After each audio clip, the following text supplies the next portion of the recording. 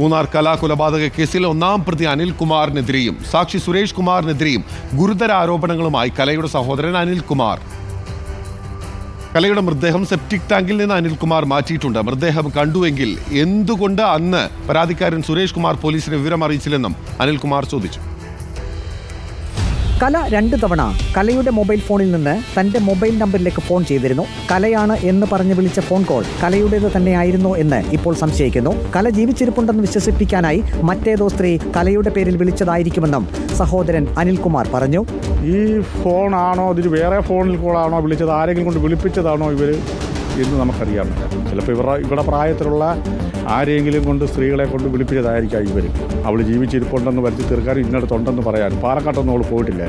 അനിൽകുമാർ മൃതദേഹം സെപ്റ്റിക് ടാങ്കിൽ നിന്നും മാറ്റിയിട്ടുണ്ട്. സെപ്റ്റിക് ടാങ്ക് പൊട്ടിക്കാനുള്ള ആരോഗ്യം അനിൽകുമാറിനുണ്ട്. മൃതദേഹം ഒന്നുകിൽ മറ്റൊരിടത്ത് കുഴിച്ചിട്ടു, അല്ലെങ്കിൽ കത്തിച്ചു കളഞ്ഞു. അവൻ ഒറ്റയ്ക്കല്ല ഇത് ചെയ്തതെന്ന് നമുക്ക് പൂർണ്ണമായിട്ടും വിശ്വാസമുണ്ട്. ഇവരെല്ലാം കൂടെ ചേർന്നുള്ള പരിപാടി ഗൂഢാലോചന ചെയ്താണ് ഇത് കൊലപാതകം ചെയ്തിരിക്കുന്നത്.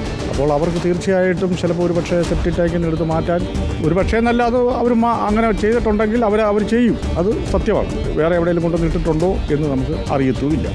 സാക്ഷി സുരേഷ് മൃതദേഹം കണ്ടു എന്നാണ് പറയുന്നത്. അങ്ങനെയെങ്കിൽ സുരേഷ് എന്തുകൊണ്ട് വിവരം പോലീസിനെ അന്ന് അറിയിച്ചില്ല? പരാതിക്കാരൻ സുരേഷ് കുമാറിന് കൃത്യത്തിൽ പങ്കുണ്ട്. കല മരിച്ചു കിടക്കുന്നത് അവൻ കണ്ടു എന്നാണ് അവൻ പറഞ്ഞത്. അവൻ ഇഞ്ചി പോരുകയും ചെയ്തെന്ന് പറഞ്ഞു. അവൻ എന്തുകൊണ്ട് പോലീസ് സ്റ്റേഷനിൽ കംപ്ലയിൻറ്റ് ചെയ്തില്ല? അപ്പോൾ അവൻ പറഞ്ഞ ഒരു വാക്കിതാണ്, അവനെ ഭീഷണിപ്പെടുത്തിയെന്ന്. ചുമ്മാതെ പറയുന്ന കാര്യങ്ങൾ അവൻ പോലീസിൽ പറയുമായിരുന്നെങ്കിൽ അവനെ ഈ പറയുന്ന പ്രതികളൊന്നും അവനൊന്നും ചെയ്യത്തില്ല. കാരണം പോലീസ് ഇവരുടെ നിരീക്ഷണത്തിൽ ഉണ്ടായിരിക്കും. പോലീസ് അന്വേഷണം കൃത്യമായ രീതിയിലാണ് നടക്കുന്നതെന്നും ശാസ്ത്രീയ പരിശോധനാ ഫലത്തിനായി കാത്തിരിക്കുകയാണെന്നും കലയുടെ സഹോദരൻ അനിൽകുമാർ പറഞ്ഞു. ഒരു തെളിവും ലഭിക്കാതെ ഒരു IPS ഉദ്യോഗസ്ഥ കൊലപാതകമെന്ന് പറയില്ലല്ലോ എന്നും അനിൽകുമാർ ചോദിക്കുന്നു. വീഡിയോ ജേർണലിസ്റ്റ് വിഷ്ണുപ്രസാദിനൊപ്പം റിപ്പോർട്ടർ പ്രവീൺ പുരുഷോത്തമൻ, റിപ്പോർട്ടർ ആലപ്പുഴ.